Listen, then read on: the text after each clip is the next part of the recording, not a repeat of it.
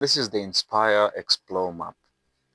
There are 7 missions in total, which should be solved within 3 minutes.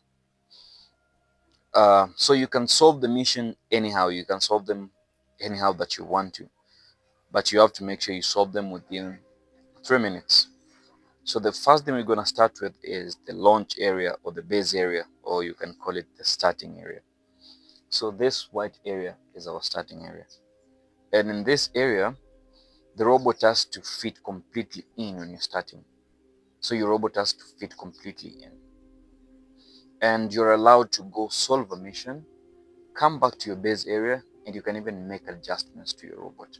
So that means you can change parts, you can you can put attachments to make it easier for you to do as many missions as you can in 3 minutes. The first mission, which is power up the future, you have to get a battery block from the base area. This is the base area, so you get this battery block, and it has to go to either touching the solar panels or the windmills. And if you do that, if your robot do that, you get 10 points. The second mission is protect the wildlife, where you have to take a barrier from the base area and you have to push it right here, so creating a barrier between the wildlife and the settlement. And if the barrier fits completely in this rectangle, you get.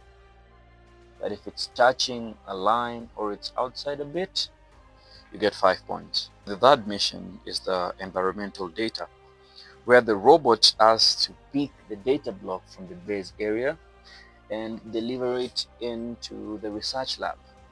And if the robot does that, you get 10 points. The fourth mission is electric car boost, where you have to get the electric car and push it to the charger, just touching the charger. If it's touching the charger, you get 10 points. But if it's not touching the charger at all, you don't get points. The fifth mission is school tree planting, where you have to get the seedlings, this block, and you have to take the seedlings into the school.